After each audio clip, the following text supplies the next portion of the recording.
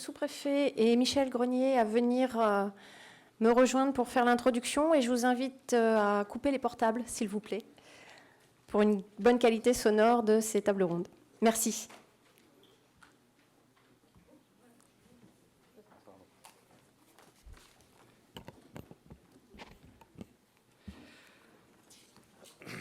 Bien, Monsieur le Président, représentant Monsieur le Président de la Chambre de commerce et d'industrie, Messieurs les officiers, mes colonels, Messieurs les officiers, Mesdames, Messieurs, quelques mots donc en guise d'introduction sur ce thème important de l'intelligence économique.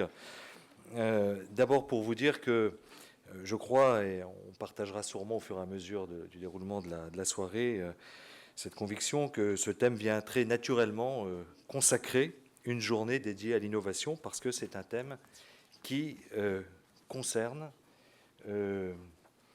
comment dirais-je, doit se comprendre en écho avec l'innovation.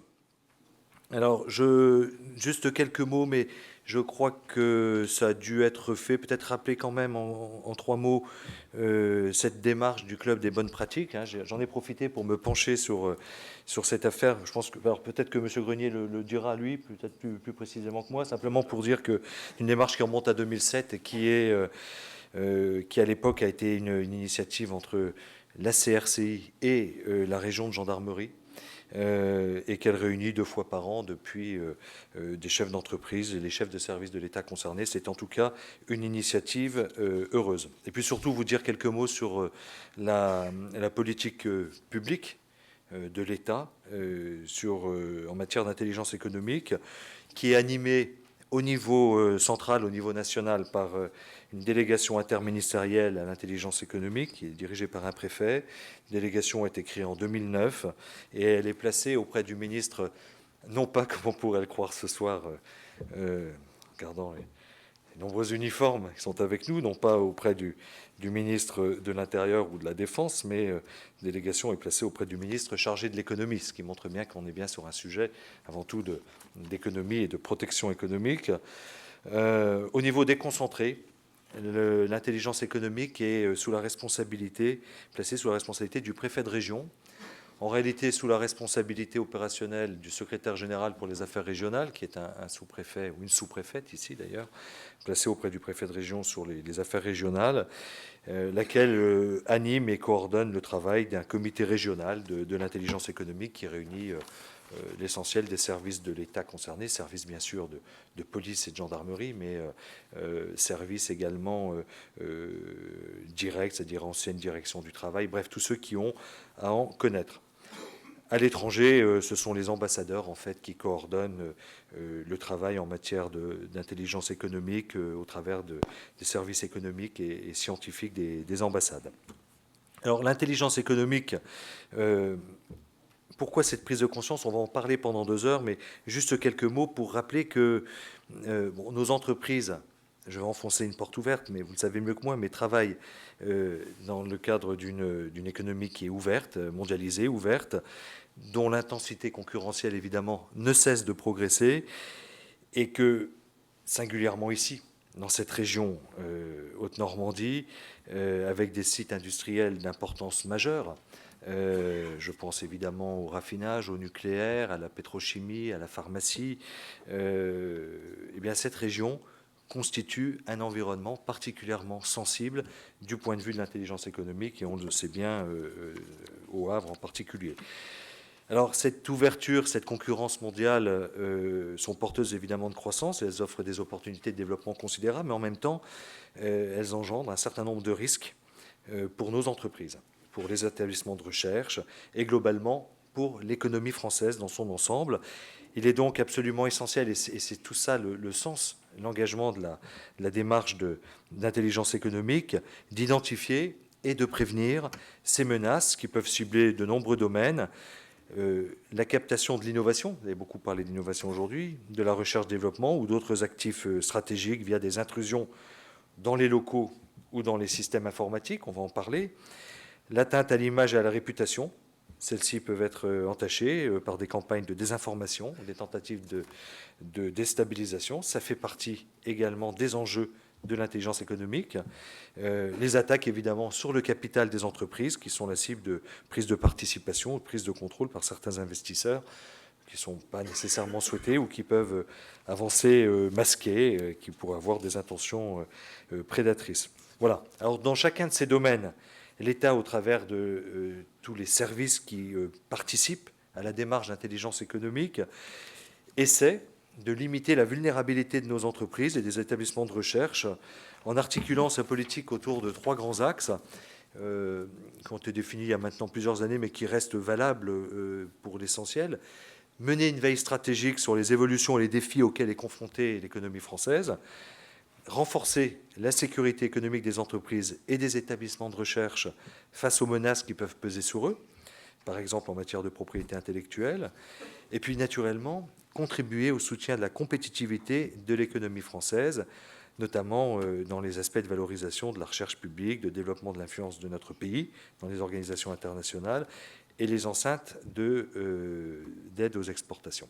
On voit bien que derrière ces axes, il y a donc une acceptation, un sens donné à l'intelligence économique qui est plus vaste que la lecture parfois un peu courte qu'on peut en faire ou un peu rapide qu'on peut en faire finalement de prévention ou de protection physique ou informatique. On a vraiment une démarche économique globale en faveur de la compétitivité de nos entreprises et donc de notre pays. Parce que l'intelligence économique, c'est un facteur décisif de compétitivité. Voilà. Aujourd'hui, 78% des PME industrielles de plus de 20 salariés sont exportatrices et réalisent plus du quart de leurs ventes à l'export. Et donc, parallèlement, ces entreprises doivent s'adapter à de nouveaux acteurs en provenance des économies émergentes. C'est tout le sens de la démarche d'intelligence économique.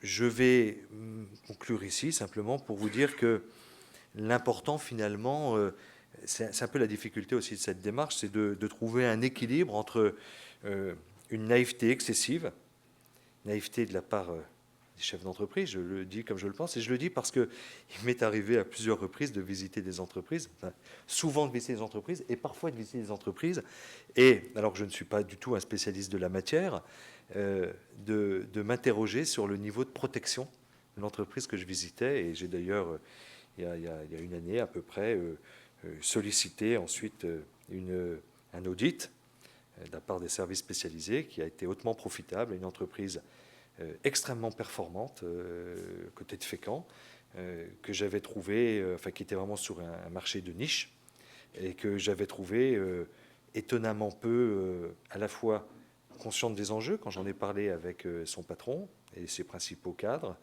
et physiquement très peu protégée. Voilà. Et effectivement, bon, on a diligenté un audit qui a permis de brosser, de tracer des axes d'amélioration extrêmement importants. Voilà, donc je crois qu'il faut trouver l'équilibre entre une naïveté parfois un peu excessive, qui laisserait nos entreprises trop vulnérables, mais également une paranoïa dont on doit aussi se garder. Donc il faut trouver cet équilibre-là, le tout dans une économie ouverte. C'est pas facile, mais cet équilibre, il s'appelle la vigilance et des opérations belles actions comme celle de ce soir, qui diffusent de l'information, sensibilisent, sont complètement dans ce que l'État souhaite promouvoir autour de l'intelligence économique. Je vous remercie.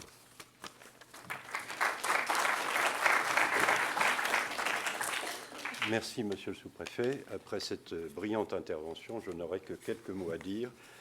Mesdames et messieurs, en tant qu'élu référent innovation et intelligence économique de CCI Normandie, je souhaiterais simplement rappeler 2 éléments qui nous paraissent aujourd'hui primordiaux et essentiels pour le développement et la croissance de nos PME, éléments que vous avez vous-même rappelés tout à l'heure.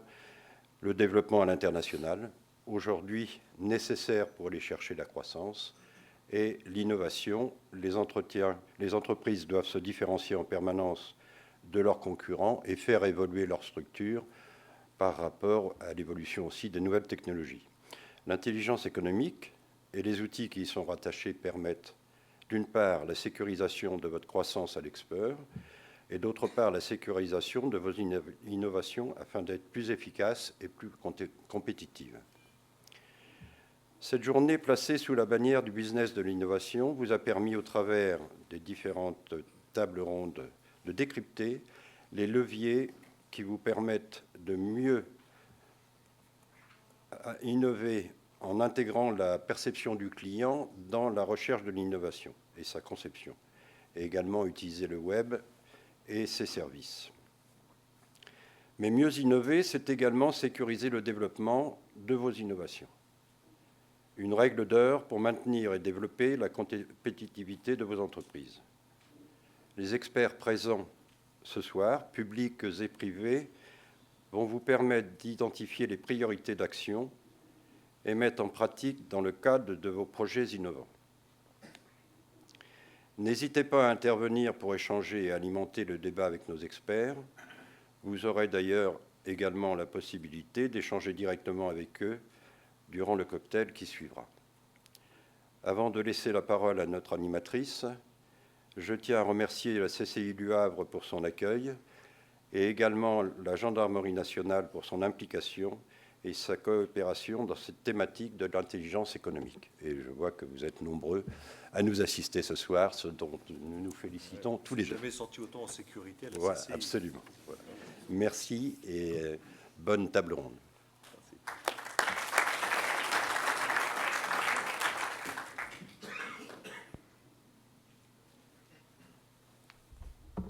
Merci, Monsieur le Sous-préfet, merci, Monsieur Grenier, pour ces propos introductifs.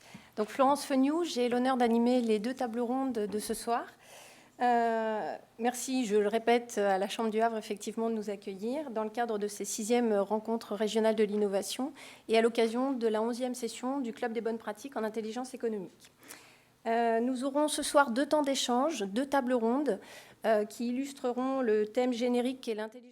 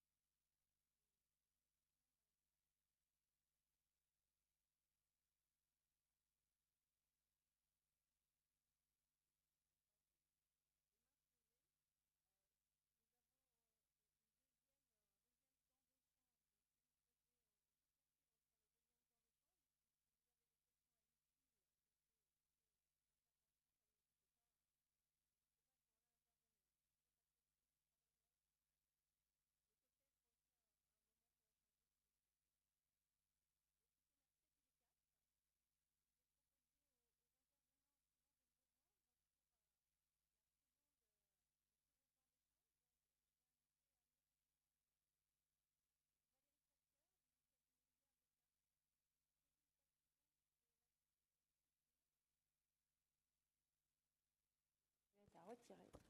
Oups.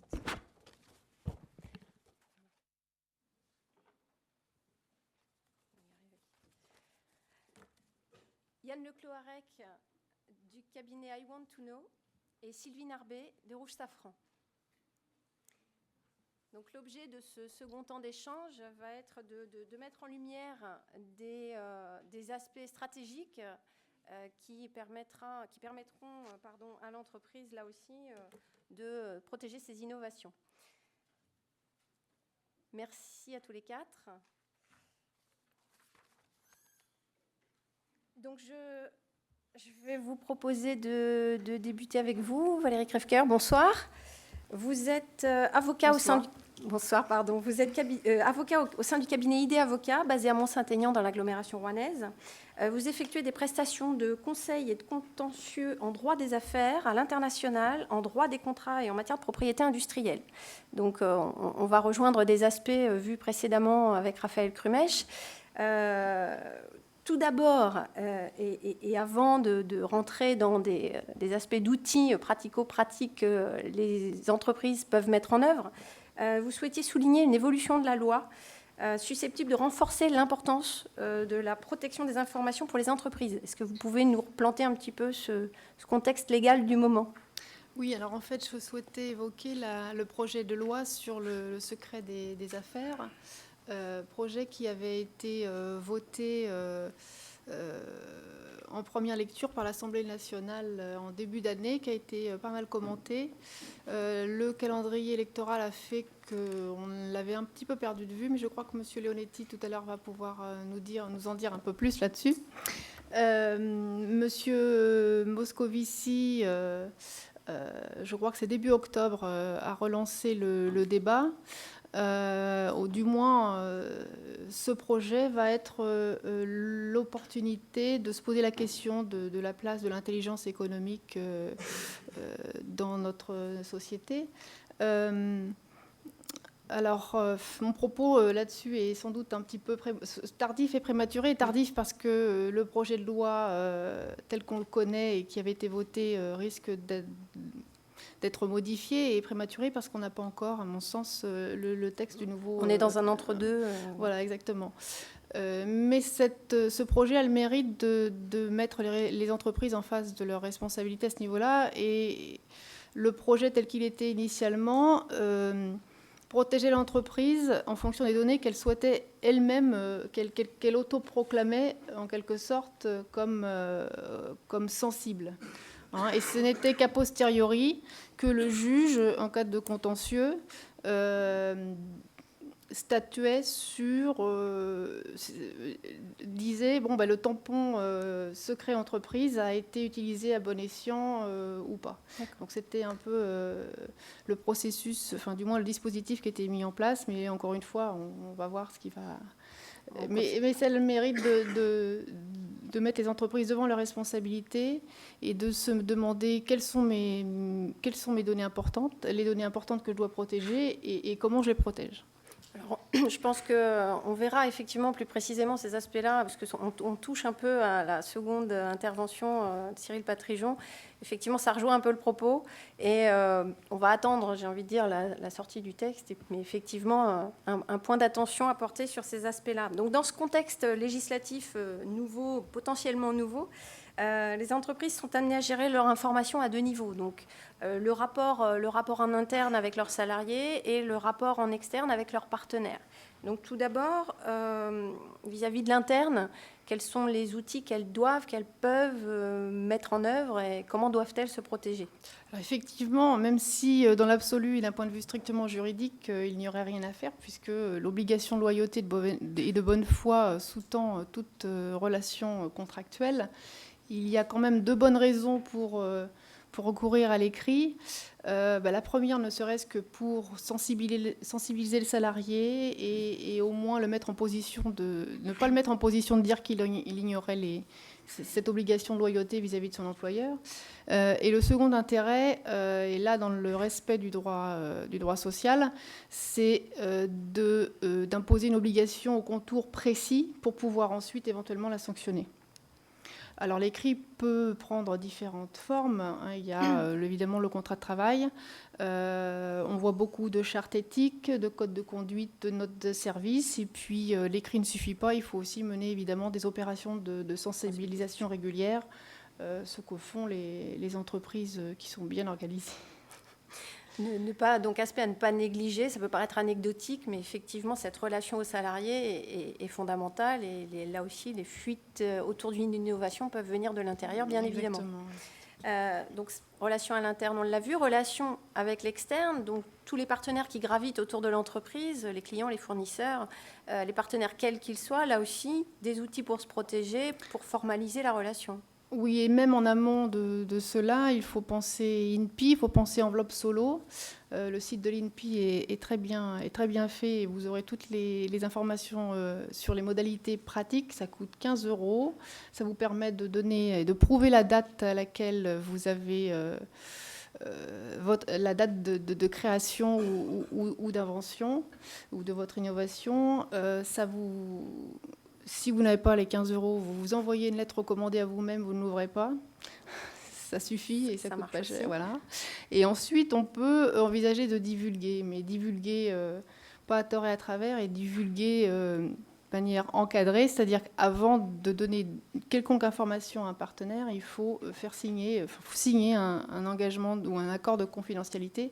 Alors, il y a plein de vocables. On utilise accord de non-divulgation, accord de secret, mais derrière tous ces différents intitulés, on a la même chose. C'est un engagement de ne pas transmettre les informations que votre co-contractant potentiel vous a délivrées. Et puis, puisqu'on y est, autant utiliser l'outil pour l'optimiser. Alors, on peut l'optimiser en l'étendant aux différentes entités du groupe, parce que quand on contracte avec une personne juridique, c'est une société telle qu'elle est identifiée par son numéro de RCS. On ne contracte pas avec la société sœur ou la société mère. D'où l'importance de prévoir le périmètre de cet accord. Autant l'utiliser aussi pour anticiper la durée et l'allonger au maximum, à mon sens, parce qu'1 an ou 2 ans, c'est dérisoire en matière d'innovation. On voit bien le temps qu'il faut à nos inventeurs et à nos PME pour faire aboutir un projet. Tout un tas de petites clauses comme ça qu'il faut ajouter à cet accord. Et puis, pour ceux qui n'osent pas, parce que je remarque dans ma pratique que c'est peut-être essentiellement les PME qui sont concernés par cette remarque, mais les grands groupes sont peut-être plus habitués à utiliser ces accords. On n'ose pas, avant d'entrer en contact, faire signer cet accord de confidentialité. Alors que c'est nécessaire. Exactement. Mais tout n'est pas perdu, parce qu'on peut toujours, un peu plus tard, le présenter. Et l'outil contractuel permet, par une clause de rétroactivité, de réparer un peu les dégâts. Voilà. Donc, bien avoir en tête cette démarche préalable. Donc, qu'il s'agisse de la protection de l'idée, de l'innovation, donc un simple écrit, comme vous le disiez, ou l'enveloppe solo, qui est un outil qui existe et qui est peu coûteux, et les accords de confidentialité avec les partenaires. Donc, bien marquer le début de relation, le début d'idée, par un écrit quel qu'il soit, au moins pour se protéger à minima. Exactement. Et puis, une fois que cet accord de confidentialité signé, on peut échanger sans doute de manière un peu plus sereine. En tout cas, c'est à ça aussi qu'il sert. Et envisager un contrat, dans le meilleur des cas, un contrat opérationnel qui va permettre le développement et l'exploitation de l'innovation. Et alors, 2 petites choses pour ce contrat-là. Évidemment, ne rien signer. À partir du moment où on ne comprend pas la portée de ce qu'on signe, il ne faut pas signer. C'est basique, mais malheureusement, mieux de nombreux exemples. Et c'est vraiment essentiel. Et puis surtout que le contrat est fait un contrat doit contenir tous les scénarios possibles. Évidemment, on ne peut pas tout prévoir, mais un bon contrat, on n'a pas besoin de le ressortir normalement. Et si on le ressort, c'est pour régler les litiges et il est censé donner les réponses. Donc prévoir le plus de clauses possible, imaginer pas forcément en termes de volume, mais en termes de scénario. D'hypothèse, oui.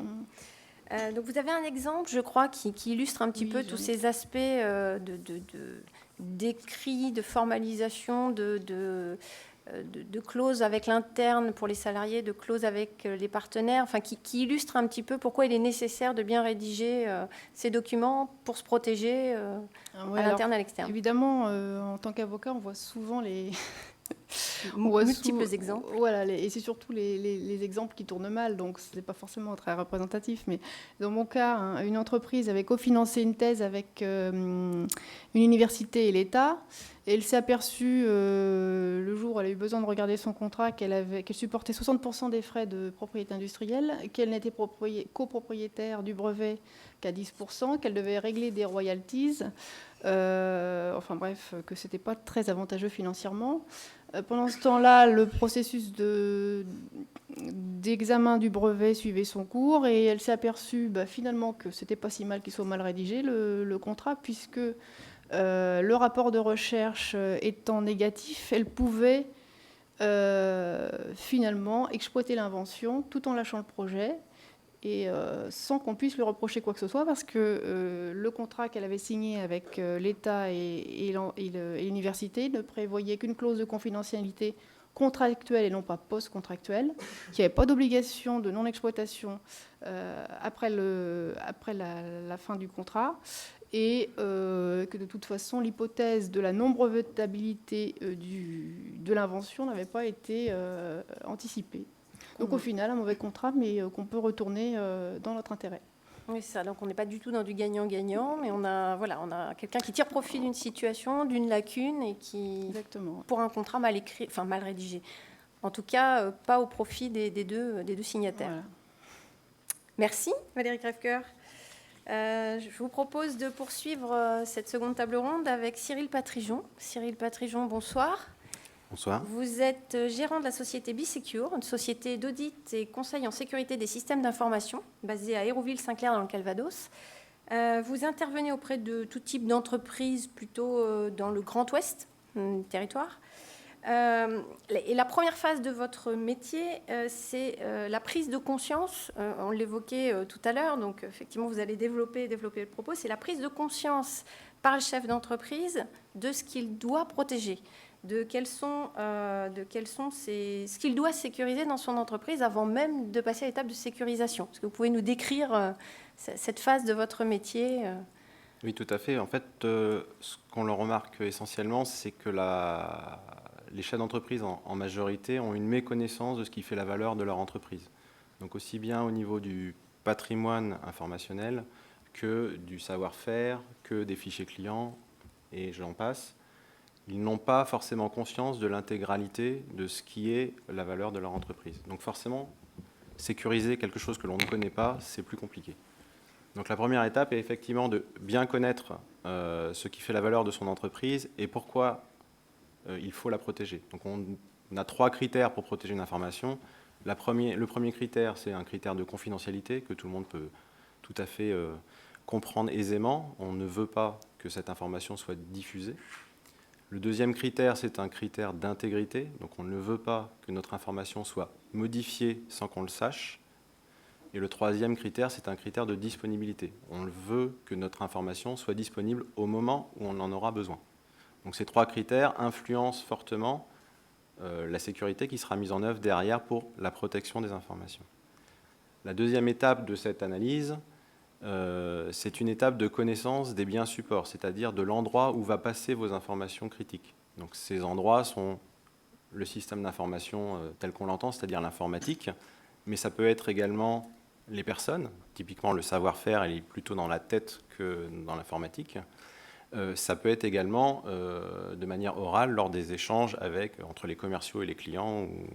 Donc tous ces passages vont vous générer des risques qui, s'ils sont croisés avec des informations importantes, peuvent impacter l'entreprise gravement. Donc c'est vraiment ce maillage entre la connaissance de soi et la connaissance de où passent nos biens critiques qui va générer, je dirais, un besoin de hiérarchisation et donc de traitement du risque. Donc vous venez de l'évoquer, effectivement, une fois cette prise de conscience réalisée au sein de l'entreprise, il va falloir vous venez de l'évoquer, prioriser, il va falloir définir ce que l'on souhaite protéger, puisque ce n'est pas parce qu'on a identifié des outils, des aspects de l'entreprise à protéger qu'on va tous les protéger et entamer une démarche de sécurisation systématique sur chacun d'eux. Donc il faut déterminer ceux que l'on veut protéger et prioriser ceux qu'on va protéger en premier lieu. Donc ça, c'est le deuxième temps. Tout à fait, parce qu'en fait, lorsqu'on a terminé cette étape de connaissance, on se rend compte qu'il y a bien plus de choses à protéger que ce que pensait le chef d'entreprise au démarrage. Et bien sûr, il ne peut pas tout faire en même temps. Donc il faut, je dirais, prioriser les actions. Donc on va prioriser par rapport à des critères, notamment d'impact financier ou d'impact d'image. Donc là, c'est un choix qui est, je dirais, mixte entre l'expert, analyste des risques et le chef d'entreprise. Pour chacun de ces axes, notre objectif est de lui proposer plusieurs solutions qui sont en adéquation, bien sûr, avec ses budgets généralement. Et là, libre à l'entreprise de faire des choix qui sont en concordance avec son système d'information et ses besoins.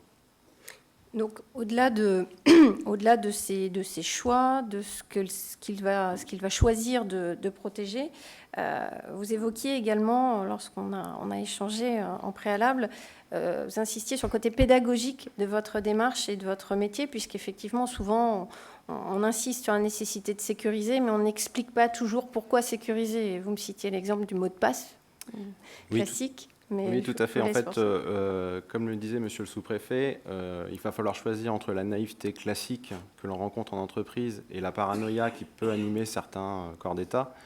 Donc généralement, la prudence est de bonne aloi pour faire un mixte des deux. Et je dirais que si l'on ne comprend pas pourquoi on doit faire les choses, on ne les fait pas forcément très très bien. Donc notamment, donc là ça va vous paraître un petit peu un cliché, mais au niveau des mots de passe, on rencontre souvent le post-it ou la petite feuille en dessous du clavier, etc., etc., et j'en passe. Donc en fait, il n'y a plus de mot de passe puisqu'il est disponible. Et vous allez avoir la population de l'entreprise qui va vous répondre que le mot de passe est trop compliqué, on ne comprend pas pourquoi, donc en fait, c'est plus simple de l'avoir apporté, et puis de toute façon, j'ai celui de mon voisin, enfin bon, bref. Donc là, c'est simplement parce qu'en fait, le personnel n'a pas été sensibilisé au pourquoi du mot de passe. Donc le pourquoi du mot de passe, c'est généralement pour éviter de perdre un actif ayant une valeur pour l'entreprise et donc de perdre potentiellement son emploi. Donc expliquer dans ce sens-là, généralement, on fait plus attention à ces mots de passe. Ou alors on peut faire également un parallèle avec la carte bancaire. Donc on partage un petit peu moins son code de carte bancaire que son mot de passe. Donc voilà, c'est des petites notions de sensibilisation et de pédagogie qui permettent d'améliorer la sécurité de l'information sans avoir aucune action sur le système informatique. Donc c'est vrai que ça peut paraître anecdotique parce qu'on sourit tous à cette évocation-là, mais je crois que, au-delà de produits sensibles, on parle d'innovation ce soir, l'entreprise a toujours des choses à protéger, qu'il s'agisse de données chiffrées, de salaires, de choses... J'ai souvenir de ces aspects-là sur une précédente intervention que M. Terrien avait pu nous faire. Donc à un moment donné, effectivement, le mot de passe n'est pas anecdotique et il est important de protéger. Vous insistiez également sur le fait que, quand je vous ai sollicité, effectivement, l'intervention de sécurisation ne s'arrête pas là. Vous intervenez effectivement en amont pour préconiser des aspects sécuritaires, mais au-delà de la mise en œuvre de cette sécurité dans l'entreprise, il faut accompagner l'entreprise dans le temps et assurer un suivi de ce qu'elle pourra, de cette sécurité avec elle. Comment tout ça à se fait, passe ? parce qu'en fait, la sécurité, à un moment donné, on va en prendre conscience. On va éventuellement faire des actions pour l'améliorer. Mais petit à petit, le quotidien va revenir. Donc la production va reprendre le pas pour dire que c'est urgent, qu'il faut faire ça pour hier. Et donc on va un petit peu mettre de côté la sécurité. Donc en fait, le fait de revenir régulièrement, je dirais pour mettre une piqûre de sensibilisation, fait reprendre conscience qu'on avait des choses à faire, il faut continuer. Et il faut toujours essayer de faire mieux que la fois d'avant. Donc en fait, l'objectif est de trouver un cercle vertueux, on s'améliore à chaque étape pour pouvoir avoir, in fine, une sécurité la plus optimum possible, sachant qu'on n'est jamais à l'abri de tout, mais il serait bon d'être déjà à l'abri de quelque chose. Donc effectivement, ça, c'est une étape à un instant T, mais une poursuite de la sécurité, sachant que tout évolue, les technologies évoluent, donc de toute façon, il faut être en veille permanente sur ces aspects-là et poursuivre la démarche continuellement. Merci, Monsieur Patrijon. Troisième intervenant de ce soir, j'accueille Yann Leclos-Arec. Bonsoir. Bonsoir. Vous êtes consultant en veille stratégique au sein de l'entreprise I Want to Know, basée au Havre. Donc, c'est une agence d'e-réputation et de veille stratégique. Et vous effectuez des prestations de veille en e-réputation, veille concurrentielle, marché, des études sociétales sur Internet. À l'instar de ce qu'on a fait pour l'intelligence économique, je crois qu'il n'est pas inutile de rappeler ce qu'est la veille stratégique. Alors, c'est un terme multiple. Qu'est-ce qu'on met derrière cette terminologie-là et comment est-ce qu'elle accompagne le processus d'innovation de l'entreprise tout au long de la démarche? Alors concrètement pour une entreprise, faire de la veille stratégique, qu'est-ce que c'est? C'est se mettre à l'écoute de son environnement pour recueillir les informations stratégiques dans le but de mieux décider, c'est-à-dire en réduisant les risques et en saisissant les opportunités. Il faut savoir que 95% des informations utiles à l'entreprise sont publiques. Donc on les trouve sur le web en source ouverte. On comprend avec ces chiffres en fait, l'importance de la veille stratégique en ligne. Alors la veille, il faut souligner, il faut préciser que c'est un processus. Un processus, d'abord on collecte les informations, on les sélectionne, puis on les diffuse pour analyse. La veille stratégique, elle englobe différentes catégories de veille, à savoir la veille concurrentielle, donc pour suivre bien sûr les entreprises concurrentes, mais ça peut servir également à trouver des partenaires. La veille de marché, pour suivre l'offre, la demande, les techniques de commercialisation, les circuits de distribution. La veille technologique, donc qui permet de suivre les évolutions technologiques, mais également les technologies émergentes, la veille sociétale, pour suivre et comprendre les opinions publiques, et enfin, la veille e-réputation, pour suivre l'image d'un projet ou d'une entreprise. Alors il faut savoir que cette veille stratégique, sous toutes ses formes, doit être appliquée tout au long du processus d'innovation. Bon, traditionnellement, pour simplifier le processus d'innovation, on le représente de façon linéaire, c'est-à-dire en amont, c'est le temps des idées, du brainstorming, de la sélection des idées. En aval, c'est tout ce qui concerne la production, la commercialisation du produit ou du service. Et au milieu, on a la période charnière, la phase de développement du produit. Donc, la veille stratégique en ligne est nécessaire car elle nourrit toutes les phases du processus d'innovation. Elle permet notamment de réaliser un premier état de l'art dans un domaine d'activité particulier, d'apporter des réponses quant à la faisabilité du projet, de détecter les idées émergentes, mais également d'élargir les champs d'innovation possibles, et enfin d'anticiper les menaces et les opportunités autour de votre projet. Donc, ce qui pose un petit peu l'étendue de ce qu'est la veille stratégique. Et suite à un événement tragique récent, qui est la catastrophe de Fukushima le 11 mars 2011, vous êtes vous-même mis dans la posture du découvreur d'idées. Et vous avez pensé effectivement à un concept, à un produit. Et vous vous êtes mis dans la position de l'entreprise ou du créateur qui voudrait installer une veille, une surveillance d'information de l'amont à l'aval, et vous êtes mis dans cette logique de processus d'innovation et avez imaginé comment vous pourriez décliner cette veille. Est-ce que vous pouvez nous décrire comment tout ça a vu le jour? Oui, bien sûr. Donc, je suis parti d'une idée au départ, parce que l'innovation, ça commence avec des idées. Comme vous l'avez souligné, c'est une idée qui m'était venue en mars 2011, après la catastrophe de Fukushima. Je m'étais imaginé l'angoisse en fait, des populations face à la menace de la radioactivité, une menace invisible mais persistante.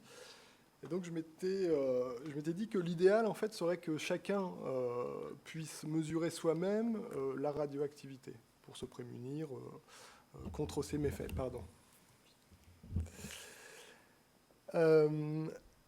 Donc l'idée en question, c'était en fait de transformer un téléphone portable, un smartphone, en compteur Geiger. Compteur Geiger, vous connaissez, c'est l'appareil qui permet de mesurer le taux de radioactivité.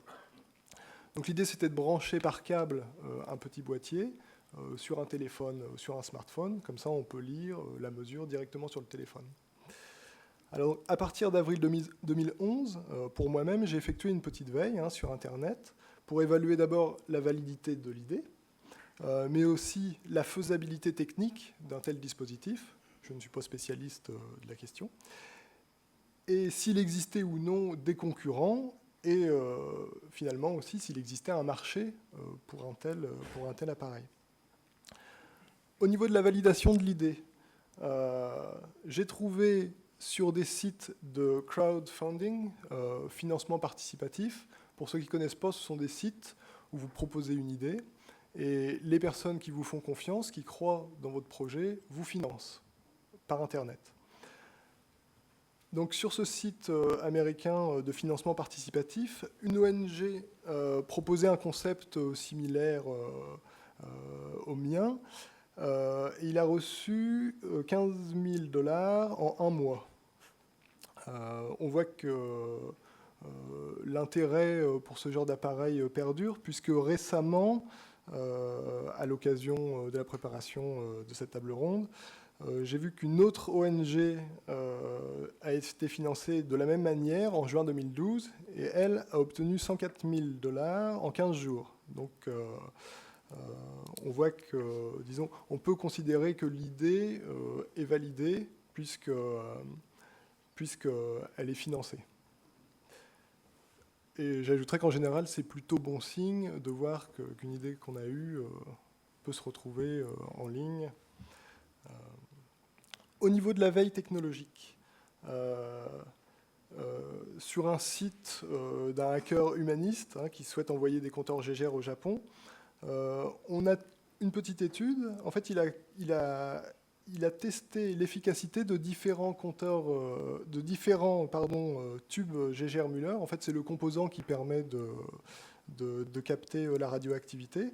Donc, c'est une étude qu'il a faite en ligne et qui est disponible et qui peut être utilisée dans un premier temps. Ça peut être une base de travail au départ. Toujours au niveau de la veille technologique, ça, c'était très intéressant. Sur un forum scientifique, j'ai lu une discussion, en fait. C'était deux chercheurs qui discutaient entre eux, et l'un proposait d'utiliser en fait la caméra d'un smartphone pour mesurer la radioactivité. Donc, il expliquait qu'il avait procédé à des tests, que c'était plutôt concluant, mais qu'il n'avait pas en fait les connaissances suffisantes en programmation pour développer une application. Donc ça, c'était en mars 2011. Et ce qui est intéressant de voir, c'est qu'en janvier 2012, donc même pas un an après, est apparue une application sous Android qui fonctionne, qu'on peut télécharger aujourd'hui. C'est-à-dire qu'avec son téléphone portable, on peut mesurer la radioactivité. Donc voilà pour les éléments de veille technologique. Au niveau de la veille concurrentielle et la veille de marché, alors la question c'est est-ce qu'il existait un marché ? Bon, très vite, évidemment, on se rend compte, il y a beaucoup d'articles qui rapportent une explosion des ventes des compteurs Gégère. On a aussi, en étudiant rapidement les différents tarifs, on se rend compte que ça coûte autour de 200 $. Dès avril 2011, on voit l'apparition d'une concurrence potentielle avec un premier prototype d'iPhone couplé à un compteur Gégère. Puis, un petit peu plus tard, 7 mois après, l'apparition vraiment là de 4 concurrents sérieux, avec notamment le leader mondial du secteur des télécoms qui a présenté en fait un prototype de téléphone portable pour mesurer la radioactivité lors d'un salon. Il faut savoir que ça n'a jamais été mis sur le marché, en tout cas jusqu'à présent. Mais également une autre entreprise japonaise, SoftBank, qui elle a présenté vraiment le premier portable avec un compteur Gégère intégré. Donc ça, c'était en mai 2012. C'est intéressant de voir aussi que le directeur de l'entreprise révélait que c'était une demande directe des consommateurs pour un tel produit. Et que c'était pour ça que la marque l'avait développé. Et là, on peut aussi se pencher, quand on se penche sur la concurrence, justement sur la réputation en ligne de la concurrence. Et en fait, on se rend compte que sur les blogs scientifiques, les blogs spécialisés, la technologie avec le compteur GGA intégré au portable était plutôt rejetée pour son manque de précision, manque d'ergonomie ou sa fragilité. Donc là, c'est des infos, disons, qu'on peut conserver, qui peuvent être utiles pour affaiblir la concurrence. Au niveau de la veille sociétale, pour terminer, on se rend compte que les autorités japonaises mettent en garde contre l'utilisation des compteurs GGR. Ils disent qu'ils sont inutiles pour mesurer la radioactivité, notamment dans les aliments. Donc là, est-ce qu'on peut y voir un signal faible, c'est-à-dire est-ce qu'on peut rencontrer des blocages au niveau des autorités pour l'importation d'un tel produit? Est-ce qu'il ne faut pas non plus faire le lien avec justement le capteur de Docomo dont j'ai parlé tout à l'heure, qui n'a jamais été mis en vente, qui n'a jamais été commercialisé? Donc voilà, pour résumer, la veille en ligne m'a permis non seulement de valider mon idée, mais aussi de découvrir d'autres technologies possibles et de voir naître des concurrents avec leurs atouts et leurs faiblesses. Donc effectivement, et ça permet de mettre en perspective que, imaginons une entreprise, un salarié a une idée, il peut assez facilement, avec les outils disponibles sur Internet, sans aller beaucoup plus loin, identifier s'il y a un marché, s'il a des clients potentiels, si le produit a une durée de vie certaine, voilà, mais mesurer tous ces aspects-là et si des concurrents se font jour ou existent d'ores et déjà. Tout à fait. Pour aller plus loin dans la démarche, et là on va aborder le comment. Vous décrivez effectivement comment vous avez eu l'idée et quel a été votre processus de recherche. Mais on va rentrer maintenant sur quels sont les outils que vous avez utilisés. Puisque ce que vous voulez souligner, c'est qu'effectivement, la mise en place d'une veille, ce n'est pas nécessairement chronophage, ce n'est pas nécessairement coûteux. Alors, c'est plutôt chronophage, mais pas nécessairement coûteux. Voilà, c'est ça. Voilà, on corrige. Effectivement, c'est surtout du temps. Oui, tout à fait. Mais que la mise en place d'une veille peut se faire assez simplement avec des outils qui sont potentiellement libres de droit sur Internet. Est-ce que vous pouvez nous décrire un petit peu ce qui existe et comment on peut mettre en place cette démarche? Bien sûr. Donc en fait, pour une PME, c'est vrai que c'est tout à fait accessible. Il faut d'abord prendre le temps de choisir les outils adaptés. Puis ensuite, quand on a le premier jet d'informations dégrossi, il faut sélectionner les informations, les synthétiser, les diffuser, puis discuter les résultats de la veille. Parce qu'en fait, on a tendance souvent à réduire la veille uniquement aux outils, avec le premier... Les outils en fait permettent d'apporter la matière première. Le veilleur ensuite a vraiment le rôle, il a un rôle de synthèse. Et il faut qu'il arrive à transformer toute cette information en contenu digeste pour que le décideur puisse rapidement les intégrer. Donc au niveau des outils, pour faire très vite, je dirais que mon conseil pour les entreprises qui ne font pas de veille encore, pour débuter, même si évidemment ce n'est pas suffisant, il faut commencer vraiment par la base, et c'est-à-dire utiliser toutes les fonctions offertes, toutes les potentialités des produits, notamment Google, pour ne pas citer l'entreprise. Google Alert, forcément, mais bon, beaucoup de personnes connaissent, pour suivre les blogs, l'actualité, les groupes de discussion et le web en général. Je vous conseille aussi, dans un second temps, de vous construire un moteur Google personnalisé. Donc ça permet en fait des paramétrages très fins et c'est très utile notamment pour rechercher efficacement des informations, notamment sur les réseaux sociaux, quand ils sont indexés forcément par Google, ou alors cibler une veille uniquement sur, par exemple, les commentaires de blogs. Donc ça, c'est possible de cibler avec ce type d'outils.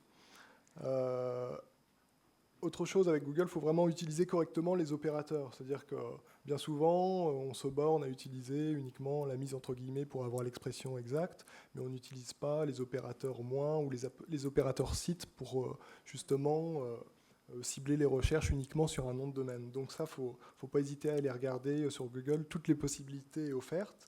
Je citerai aussi Google Trends.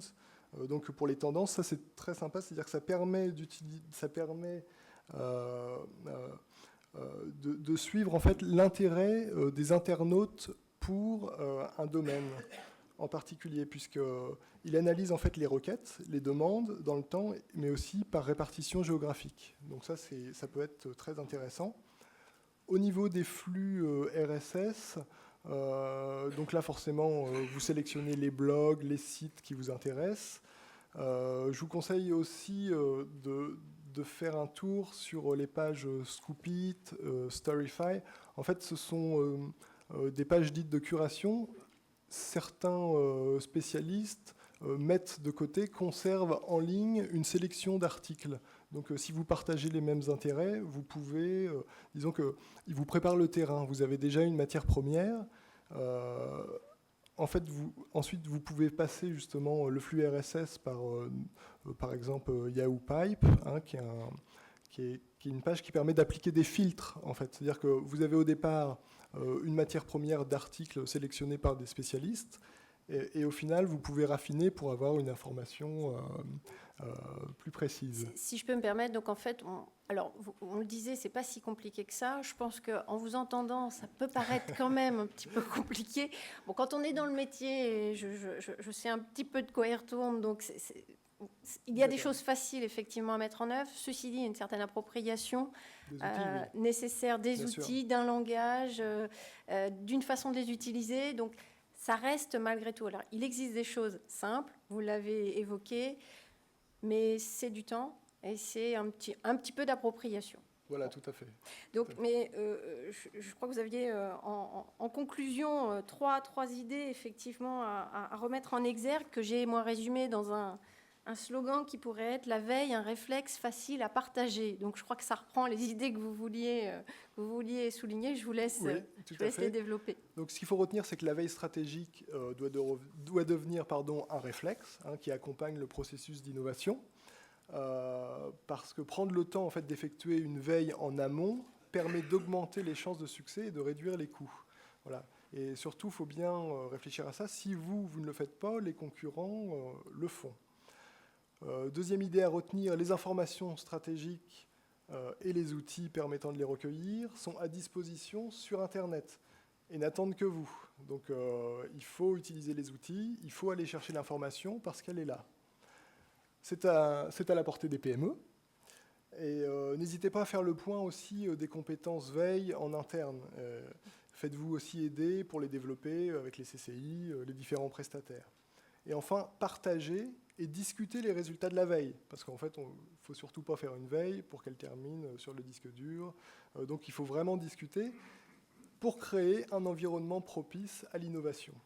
En fait, il faut prendre le temps de rester à l'écoute, parce que finalement, ce n'est jamais du temps de perdu. Voilà. Merci. Merci beaucoup, Yann Le Cloarec. Et je vous propose de conclure avec Sylvie Narbet. Sylvie Narbet, bonsoir. Bonsoir. Avec un aspect qui, effectivement, va être... je pense que le fait que ce soit la dernière intervention reste assez logique. La communication. Faire tout ça, innover, très bien, mais après, il faut communiquer, mais pas n'importe comment. Vous êtes vous-même fondatrice de l'agence de communication Rouge Safran, basée à Paris et en Normandie. Vous proposez un accompagnement qui va du conseil en communication d'entreprise jusqu'à la création de supports de communication. Et vous avez récemment orienté votre activité sur les métiers de niche innovants, puisqu'il y a un besoin, effectivement, et puis vous avez décelé un besoin auprès de ces PME innovantes qui pouvaient avoir besoin de communication peut-être plus que d'autres, ou en tout cas sous un angle particulier. Pouvez-vous nous expliquer quelle est la stratégie de communication que doit adopter une PME innovante et comment elle peut s'y prendre ? Alors l'objectif de l'agence est d'avant tout d'aider les créateurs d'entreprises, enfin les chefs d'entreprise, et les accompagner dans leur stratégie de communication, qui sont, si possible, qui doivent correspondre évidemment à la stratégie d'entreprise, les aider à véhiculer une image, leur image la meilleure possible et susciter l'envie, mais tout en préservant en fait le savoir-faire de l'entreprise. C'est-à-dire que pas mal de chefs d'entreprise, notamment d'entreprises innovantes, enfin de sociétés innovantes, n'ont pas de savoir-faire en communication. Et donc, notre rôle, c'est de les aider, de cadrer les messages et de les aider à communiquer, mais sans trop communiquer, de manière à ce qu'il n'y ait pas de perdition de l'information et que cette information qui est donnée, en fait, ne soit reprise par un concurrent ou une personne malveillante. Bien communiquer, pas à tort et à travers, et savoir quoi dire. C'est-à-dire effectivement les accompagner sur le comment communiquer et ne pas communiquer pour communiquer. Alors, vous insistez sur 3 aspects de la communication qui peuvent être repris. Il y a 3 aspects en fait, de la communication qui correspondent aux aspects institutionnels. Donc, l'aspect institutionnel, c'est la communication, la notoriété. Communiquer en fait sur les chefs, sur les dirigeants, par exemple. L'aspect commercial que je mets en second, qui est en fait la communication vers les clients, ou les témoignages clients, les témoignages des partenaires. Et l'aspect technique, c'est le savoir-faire de l'entreprise. Et voilà. Alors, je vais revenir sur certains des aspects. Donc, la communication commerciale, ça reboucle un petit peu avec certains aspects qu'on a pu voir avec Valérie Crèvecoeur, entre autres. Ça touche la relation partenariale, donc on pourrait formaliser sous forme de contrat. Mais l'exemple que vous me donniez, c'est savoir communiquer sur ses concurrents avec leur accord, sur ses partenaires avec leur accord, et comment bien communiquer sur nos partenaires. Voilà. En fait, à partir du moment où une entreprise souhaite communiquer, ce qu'on préconise, c'est de prévoir en fait dans la clause, dans le contrat, en fait, l'alliant avec ses clients, de prévoir une clause comme quoi elle s'autorise ou elle autorise le client, mais ça en amont donc, à communiquer sur elle et sur les produits qu'elle va distribuer ou alors sur la société elle-même. Donc la communication, effectivement, est un aspect qui peut être repris dans les contrats. Oui, dans les contrats en général. Voilà, donc ça illustre effectivement la communication commerciale. Et concernant la communication technique, là on touche plus aux aspects de propriété industrielle vus avec Raphaël Krumech tout à l'heure. Effectivement, communiquer sur les produits de l'entreprise, c'est nécessaire, maintenant sans trop en dire et sans dévoiler le savoir-faire technique de l'entreprise. Donc effectivement, là aussi, c'est une approche particulière. Et comme vous l'évoquiez, parfois les entreprises innovantes, leur savoir-faire technique, maintenant la communication sur leurs produits, c'est autre chose. Et vous arrivez à ce moment-là pour les aider à communiquer sans aller trop loin. Oui, tout à fait. Alors, d'abord, je vais m'excuser auprès de vous parce que j'ai plutôt l'habitude, en fait, de mettre en avant mes clients et de les faire parler. Donc, ça m'est assez difficile de communiquer en direct, en fait. Il n'y a pas de souci, on est en famille. Donc, voilà. Donc oui, voilà, c'est surtout insister sur ces 3 points qui touchent un petit peu tous les aspects qu'on a pu voir précédemment, mais qui sont les 3 volets de la communication que vous allez, sur lesquels vous allez accompagner l'entreprise pour effectivement communiquer à bon escient. Développer leur notoriété et leur savoir-faire, oui. Vous aviez, je crois, un exemple qui illustre un petit peu la prise de recul qui est la vôtre. C'est-à-dire vous êtes extérieur à l'entreprise et au savoir-faire technique de l'entreprise. Vous avez cette prise de recul par rapport à la technicité métier que le client manipule tous les jours, et vous l'aidez à prendre du recul pour avancer, me disiez-vous tout à l'heure. C'est-à-dire que c'est effectivement une expression un petit peu antinomique, mais qui explique bien comment accompagner l'entreprise innovante qui aurait la tête dans le guidon et dans son savoir-faire technique, comment l'aider justement à prendre cette prise de recul et à communiquer de façon pertinente autour de ses projets et de ses produits innovants. En fait, c'est ce que vous êtes en train de faire avec moi, c'est-à-dire que on a suffisamment fait connaissance, en fait, et je fais suffisamment connaissance en fait avec les entreprises pour les amener sur un terrain justement auquel elles ne pensent pas aller, et donc à amener le chef d'entreprise à prendre du recul de manière à lui faire, enfin, à ce qu'il se pose de bonnes questions. Et c'est là où en fait la communication, enfin, on va un petit peu plus loin dans le sens où on aborde également les problèmes marketing et commerciaux.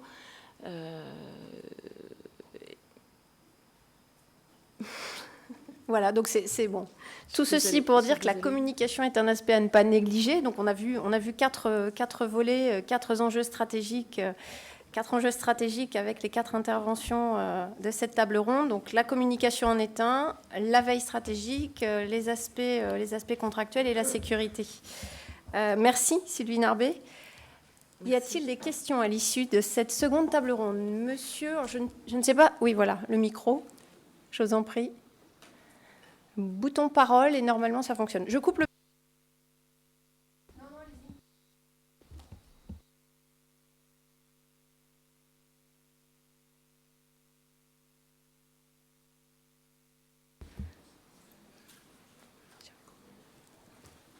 Micro.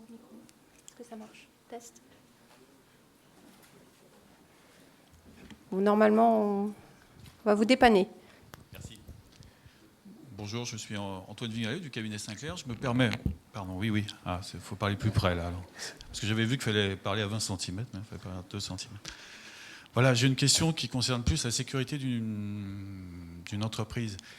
Qu'est-ce qu'un chef d'entreprise peut faire pour la protection de ses informations quand il a le sentiment qu'il y a des projets industriels qu'il mène, des savoir-faire, voire des politiques commerciales à venir, il a le sentiment qu'il a des fuites de ces projets qu'il est en train de mener et qui viennent probablement d'un facteur humain en interne. Monsieur Patréjon, peut-être? Sûrement même. En premier temps, je pense que ce qu'il faut vérifier, c'est que vous avez les contrats qui vous protègent par rapport à vos salariés correctement, que vous avez, je dirais, comme disait Madame Crèvecoeur, les chartes informatiques et tout ce qui va bien et qui soit, je dirais, conforme à la législation pour que vous puissiez vous protéger si jamais ce sont des faits avérés. Et dans un deuxième temps, c'est de commencer une investigation. Alors généralement, c'est plus sain de la faire par un élément externe pour des problèmes sociaux que vous pourriez comprendre, pour vérifier qu'il y a effectivement les actions malveillantes que vous soupçonnez. Ça répond à votre question? Qui Moi. Concrètement? Après, il y en a peut-être d'autres dans la salle, mais ils ne sont pas là. Donc, tant pis. D'autres questions? Ah oui. Là-bas.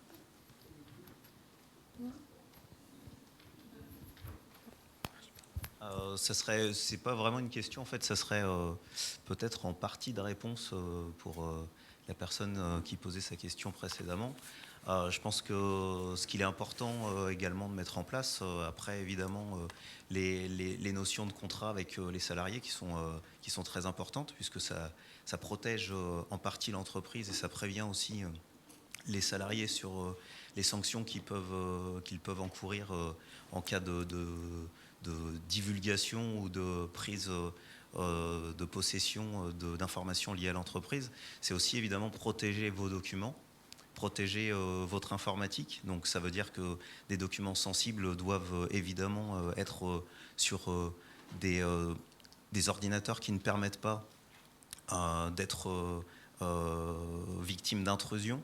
D'où un certain nombre de protections informatiques, mais aussi parfois des protections physiques qui peuvent être tout simplement déjà de ne pas avoir des informations confidentielles mises en réseau dans l'entreprise, même si certains paramètres informatiques vous indiquent qu'ils devraient être à l'abri d'intrusions classiques. Parce que les intrusions classiques, évidemment, ne sont pas seulement celles qu'on peut rencontrer. On peut avoir affaire à des pirates informatiques qui sont très élaborés en termes d'intrusion. Et après, en document, tout ce qui est document papier, il faut aussi chercher à les protéger. Il y a des protections qui sont évidentes, qui sont la mise sous scellé, sous coffre, etc. Mais ça peut s'accompagner de protections qui sont aujourd'hui électroniques, qui peuvent venir compléter les protections dites classiques. Merci. D'autres interventions? Oui. Oui, toujours pour compléter sur la question de monsieur, mais pour apporter une réponse institutionnelle. La police nationale ou la gendarmerie nationale peuvent vous accompagner sur la voie pénale, si tant est que vous puissiez prouver qu'un délit vous a touché, s'il s'agit de votre entreprise, ou d'une entreprise que vous accompagnez. Et la voie pénale, c'est le tribunal, et éventuellement une sanction, mais là, c'est pas acquis. Là, c'est pas acquis du tout. Surtout qu'il faudra prouver que vous avez effectivement prévenu vos salariés, mis en œuvre les mesures et les ayez informés de la confidentialité des informations et de ce qu'on peut et ne pas en faire. Donc là, ça mériterait un détail approfondi.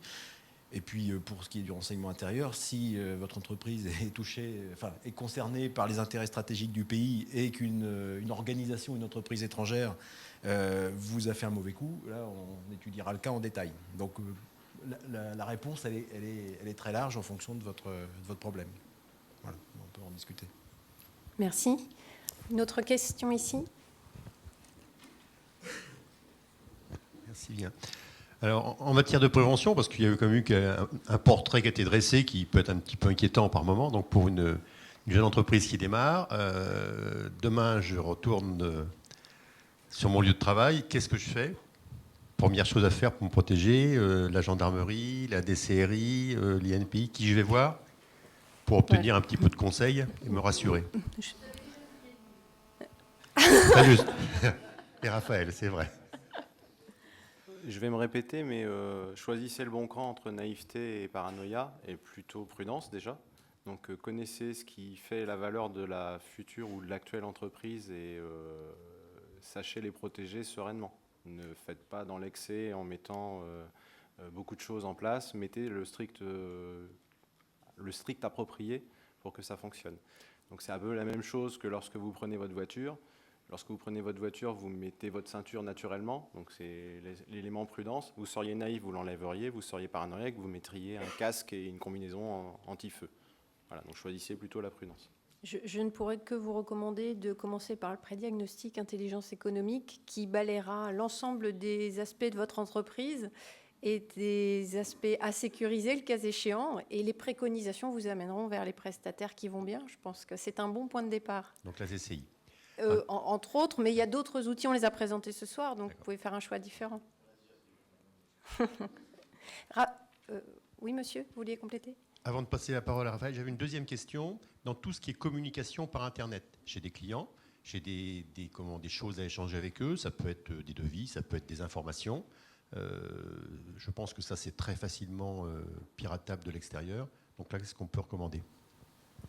On est à nouveau sur la sécurité, donc c'est un peu le thème de ce soir. Donc par rapport aux échanges par mail, essayez dans la mesure du possible d'avoir un prestataire de service dont vous connaissez l'hébergement, c'est-à-dire éviter les one-and-one et consoeurs, où les hébergements sont à l'étranger en général. Donc là déjà vous limitez un tout petit peu le risque de diffusion hors état de vos biens essentiels. La deuxième chose que je préconiserais, c'est dans le cas où ce sont des informations suffisamment confidentielles à votre sens, de commencer à envisager des solutions de chiffrement de vos données lorsque vous échangez. Donc en fait, vous allez crypter la donnée en mauvais français, en français correct on dit chiffré. Donc vous allez crypter la donnée, vous allez l'envoyer, et de l'autre côté, elle va être décryptée. Donc même si elle est interceptée, elle devient plus compliquée à lire. C'est-à-dire que là, il faut commencer à envisager une volonté beaucoup plus forte pour pouvoir avoir les moyens de casser les chiffrements que vous mettrez en place. Donc là, si vos partenaires sont dans l'Europe, vous avez un certain cadre législatif qui s'impose à vous par rapport à la puissance du chiffrement que vous allez mettre en place, pour parler en français. Lorsqu'il est à l'extérieur de l'Europe, vous avez un autre cadre qui rentre en compte. Donc là, moi, je vous conseille également de vous rediriger vers les services d'État pour mesurer correctement ce qu'il faut mettre en place. Merci. Raphaël? Oui, moi je voulais compléter par rapport à des pratiques qu'on voit auprès d'entreprises innovantes, y compris dans des secteurs sensibles, notamment avec le territoire américain. Par exemple, vous citiez tout à l'heure Google et tous les services Gmail et compagnie. Bon, ben voilà, ça, il faut éviter, quoi. Les serveurs ne sont pas sur le territoire européen, quoi. C'est sur le territoire américain. Donc voilà, il y a des éléments effectivement essentiels de bon sens. Vous avez un ordinateur dédié là où il y a les informations confidentielles. La définition des informations confidentielles, c'est ce qui n'est pas public. D'accord ? Donc tout ce qui est publié, vous encombrez pas, c'est publié. C'est pas la peine de le protéger. Hein. Et par ailleurs, il y a un élément essentiel qui est souvent négligé, que nous on voit au niveau de la propriété industrielle, parce qu'on traite souvent de la question de la mission inventive des salariés, et donc de l'appropriation de l'invention par l'entreprise. Et en complément à cette question de la mission inventive des salariés, c'est la question de la confidentialité des salariés, et surtout l'entrée des stagiaires au sein des entreprises, quoi. D'accord ? Donc je crois que l'essentiel pour demain matin, Francis, c'est du bon sens, quoi. Et non mais c'est vrai. C'est vrai que la première chose, c'est qu'il y a un ordinateur dédié sur tout ce qui est... Voilà. Et puis tout ce qui est public, communication publique, etc., c'est un autre, quoi. Plus la notion de serveur. Il y a des serveurs aujourd'hui français qui se trouvent dans le nord de la France. Bon, ben, on fera plus confiance à un serveur dans le nord de la France pour un cloud que les services de travail partagé de Google, quoi. Enfin, il y a des choses... en plus, je suis sûre que c'est pas très cher non plus. Donc, c'est vrai que voilà, consolider un petit peu la démarche un peu territoriale aussi, quoi, par rapport à l'attractivité de services effectivement populaires qui peuvent fonctionner, on va dire, sur des projets pas trop sensibles, mais dans des secteurs comme cela, effectivement, c'est du bon sens, quoi. Merci. D'autres interventions ? Oui. Si. Toujours pas de micro. Bon. Il arrive. Il est notoriété publique qu'un bon nombre d'entreprises, et je ne parle pas de canards boiteux, mais de belles start-up, pour en accompagner pas mal sur le territoire havrais, sont rachetées par des fonds ou par croissance externe, par des entreprises étrangères. Or, nos entreprises, pour celles qui sont non cotées en bourse, sont soumises à de très fortes obligations légales en matière de publication de leurs résultats, d'informations économiques. Est-ce qu'on ne peut pas aller jusqu'à parler de non-intelligence économique, justement, en la matière, de se rendre finalement trop public et trop visible aux yeux de certains prédateurs ? Je pense que l'intelligence économique, c'est pas forcément dans un sens. Enfin, elle va dans les deux sens, mais il y a peut-être Florian, peut-être, ou...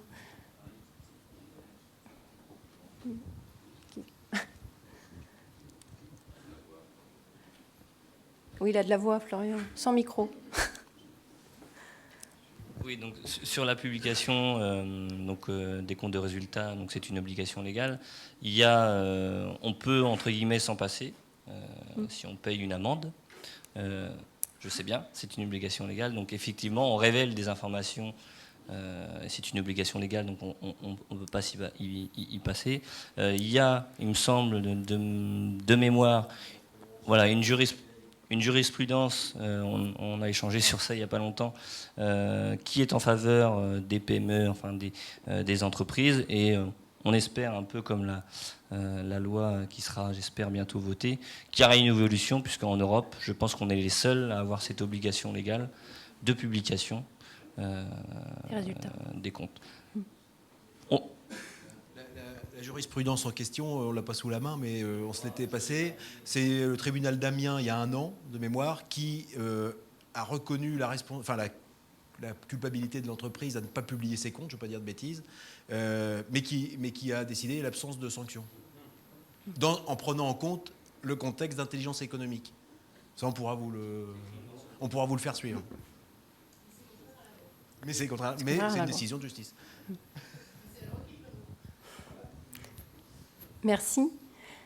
Une autre question ici. Ah, deux autres questions. Je propose de prendre ces deux dernières questions et ensuite nous conclurons. Denis Boudin, IFI Veille. Donc je viens de Basse-Normandie comme Monsieur Patrijon. Et donc par rapport à votre débat de ce soir, donc on a parlé beaucoup de sécurité. Les questions ont fusé sur la sécurité de l'information. Donc c'est souvent cette thématique qui est abordée en termes d'intelligence économique. Après, donc, on a eu une intervention peut-être un peu plus sur l'aspect offensif de l'intelligence économique, donc sur l'aspect veille stratégique. Par contre, en termes de le troisième trépied, membre du trépied, l'aspect influence Et comme nous sommes actuellement sur une journée dédiée à l'innovation, on n'a pas beaucoup parlé de cette thématique influence en termes d'aspect offensif d'intelligence économique. Alors si j'avais besoin d'un relais en termes d'influence sur mon activité, n'étant pas, moi-même représenté à Bruxelles, est-ce que la CCI peut m'aider? Est-ce que les consulaires, qui peut m'aider dans la salle? À retenir comme prochaine thématique du club. Là-bas. Ah, Renaud. Sinon, oui. je prends le micro. Vas-y. Tout à l'heure, en début d'après-midi, on a eu une table ronde sur le marketing de l'innovation. Et on a évoqué ce sujet de l'influence. Donc, il y a des prestataires en région qui proposent leurs services pour améliorer votre visibilité sur le web, animer être community manager pour votre entreprise, être votre voix sur l'Internet. Et puis également améliorer l'influence de l'entreprise sur l'Internet.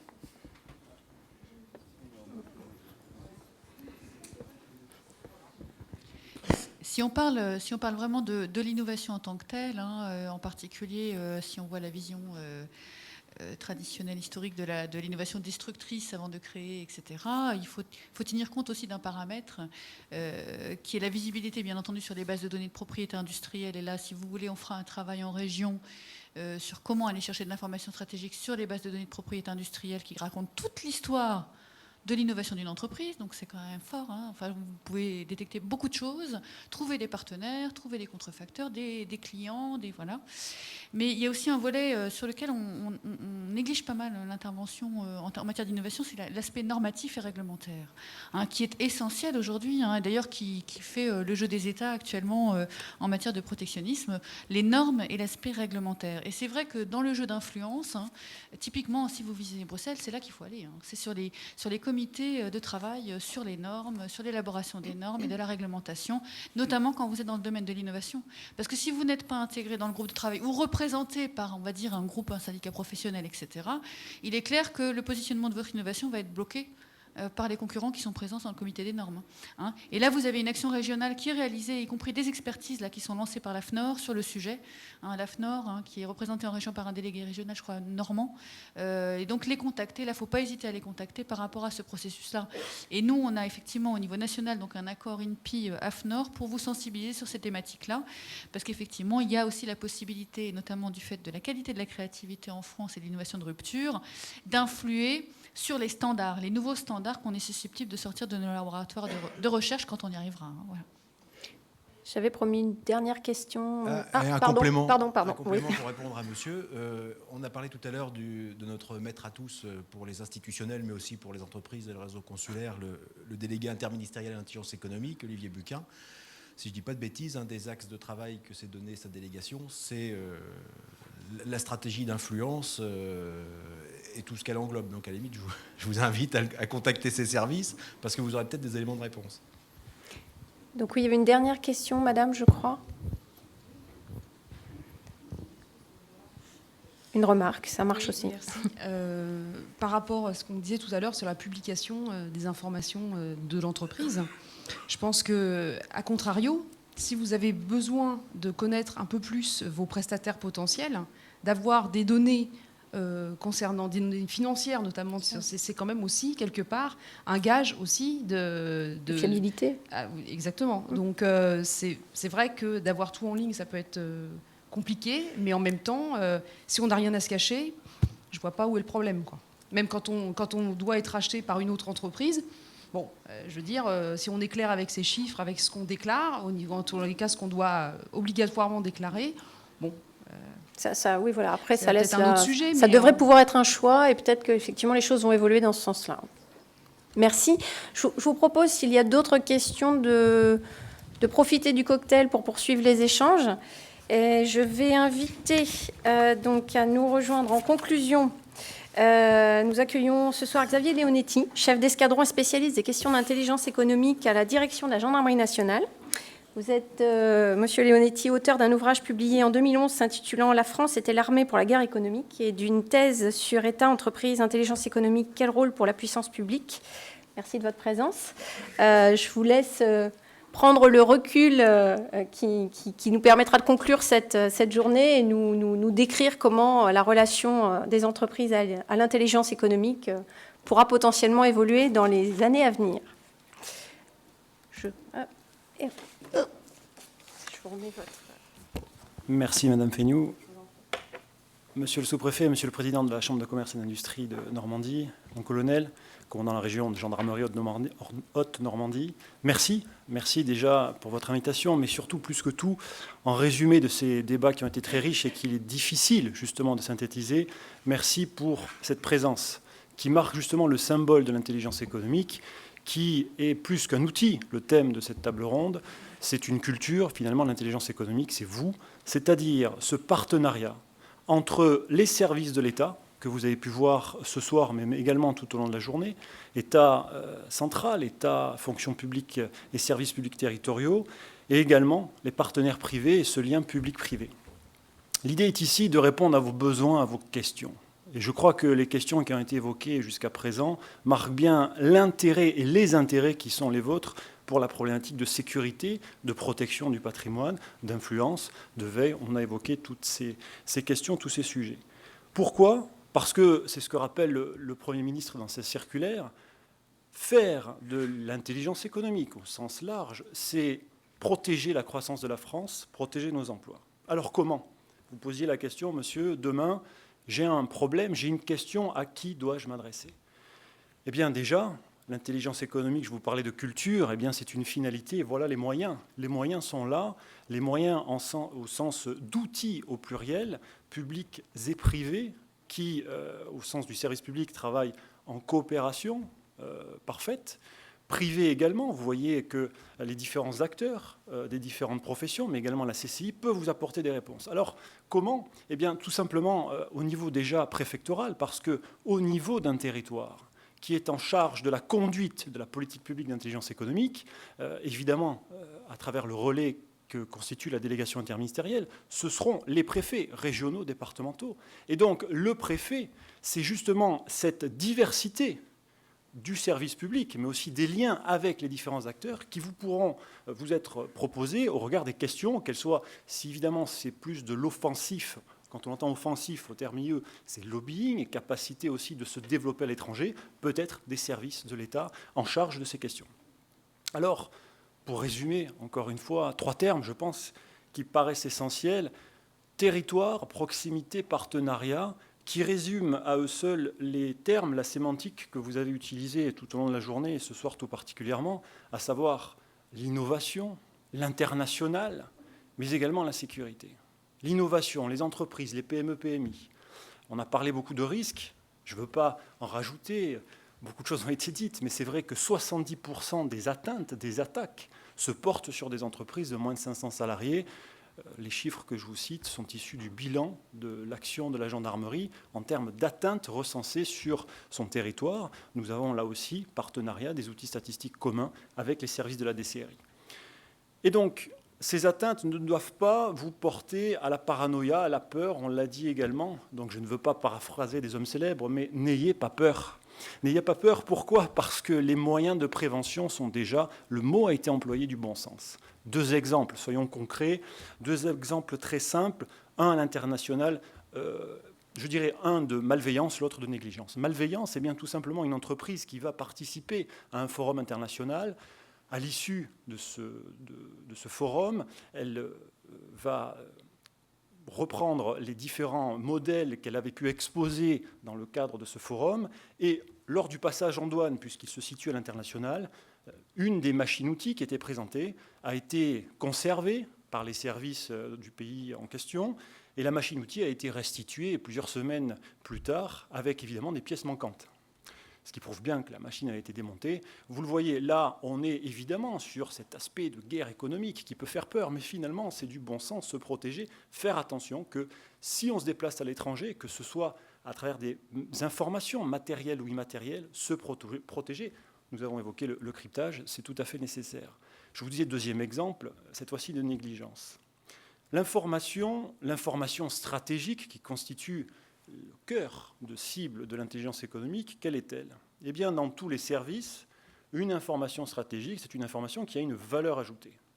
Pour vous, la question à vous poser, même avant demain, peut-être ce soir avant de vous coucher, je vous souhaite quand même de dormir, parce que la question peut vous empêcher de trouver le sommeil reposant, c'est de vous dire quelle est l'information qui, dans mon activité, dans mon entreprise, constitue une valeur ajoutée telle que sa perte pourrait mettre en danger mon activité. En fonction de cette cartographie de l'information, vous allez pouvoir la protéger. Mais déjà, vous voyez, j'ai prononcé le mot cartographie, savoir ce qui constitue le patrimoine presque vivant de l'entreprise. Et toujours dans cette logique de cartographie, arriver à savoir qui sont ses clients, ses fournisseurs, ses concurrents. Un autre exemple, je veux que cette synthèse là aussi soit très concrète et pragmatique. Une entreprise d'Île-de-France a réalisé récemment une cartographie des fournisseurs de son activité. Cette entreprise fabrique des ascenseurs et utilise principalement un fournisseur qui se situe en Chine et qui lui fournit des pièces détachées. À travers la cartographie de ce fournisseur chinois, on apprend que le chinois ne fabrique pas les pièces détachées. Il se fournit lui-même en Italie. Et l'italien ne se fournit pas lui-même, ne crée pas lui-même les pièces détachées, il se fournit à son tour en Île-de-France, en Essonne, c'est-à-dire auprès d'une entreprise qui est située à quelques kilomètres de l'entreprise en question que je citais en premier. Voyez, cartographier son environnement, c'est une démarche stratégique. Encore ce mot employé tout au long de ces tables rondes. Et je vous disais territoire, partenariat et proximité. Le lien entre ces trois termes, c'est la stratégie, savoir où je vais. On parlait de veille, savoir où je vais, c'est évacuer la zone d'incertitude que le chef militaire et le chef d'entreprise doivent mettre en œuvre. Et ce territoire, cette proximité, ce partenariat, c'est à travers la lutte contre l'incertitude, savoir qui sont les acteurs qui peuvent m'aider. Vous l'avez vu ce soir sur ce territoire. Au niveau national, les services de l'État sont engagés, résolument engagés, justement dans la protection du patrimoine matériel et immatériel des entreprises. Mais j'irai plus que là. Je vous parlais de territoire de protection du patrimoine. Je pense, et c'est un des axes de développement de l'intelligence économique, c'est l'intelligence territoriale, ce sont les terroirs. Pourquoi ? Parce que vous êtes implanté dans un territoire qui est un terroir, à travers une identité. Et aujourd'hui, l'identité d'un territoire, c'est aussi une valeur ajoutée. Allez expliquer aux professionnels du Champagne avec qui nous travaillons, la région Gendarmerie Champagne-Ardenne a conventionné un système justement de partenariat entre les services publics et les professionnels du Champagne, afin de lutter contre les atteintes, notamment de contrefaçon, contre l'image du Champagne. Ce qui fait, résultat, qu'en prononçant le mot Champagne ce soir, vous avez tous à l'esprit un produit. J'aurais prononcé peut-être le mot Mont Blanc, vous auriez territorialisé peut-être pas la montagne, mais en tout cas vu d'autres produits, que ce soit stylo ou crème dessert. Vous le voyez, c'est un exemple qui a lieu d'anecdote, mais en tout cas, c'est de voir le lien entre l'économie et le terroir. Et ce lien, vous l'avez par exemple avec l'entreprise L'Occitane, qui, située dans les Alpes de Haute-Provence, va avoir sur ce territoire une source d'huiles essentielles qui constitue son cœur de métier, qui à 80% pour le territoire des Alpes de Haute-Provence est fournie au profit de l'Occitane. Donc 80% des huiles essentielles de ce terroir des Alpes de Haute-Provence va servir cette entreprise. Vous le voyez, nous sommes encore dans un lien d'économie et d'identité. Et ici, sur un port comme Le Havre, avec une vocation internationale qui fonctionne en hub maintenant, hub portuaire, vous avez à la fois la protection, on le disait, matérielle, mais aussi de lobbying, c'est l'identité du territoire. Et je prendrai un exemple à contrario qui fait l'actualité. Prenez un autre port français plus au sud-est, vous le voyez que la question de l'identité et de l'image du port va inévitablement induire peut-être des conséquences au niveau économique. Donc vous le voyez, l'intelligence économique, pour conclure et résumer, c'est une vocation, une culture globale, une approche globale avec des solutions locales. Et donc, dès demain, je dis dès demain au sens administratif, c'est-à-dire dans 6 mois, 1 an, vous aurez très probablement, là je m'en réfère à l'échéancier et au calendrier parlementaire, vous aurez ce fameux droit des affaires sur lequel je vais conclure.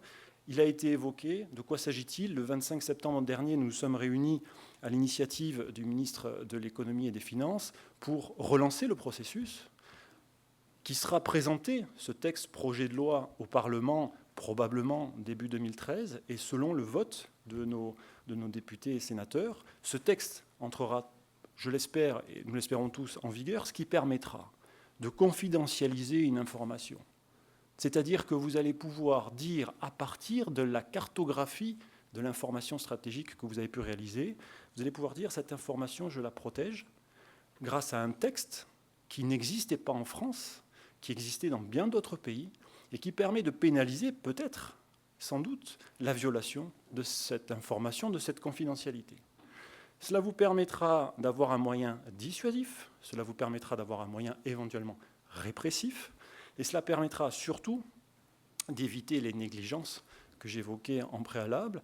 Et bien pour tout cela, pour conclure définitivement cette fois, vous dire que les services de l'État peuvent vous apporter plusieurs choses, mais une culture d'accompagnement, de prévention, on l'a évoqué, la sensibilisation, les diagnostics, mais aussi d'accompagnement dans le suivi des affaires si elles touchent de la compétence d'un des services de l'État.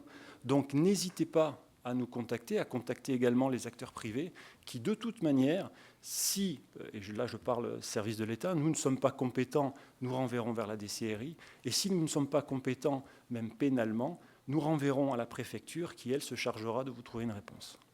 Merci.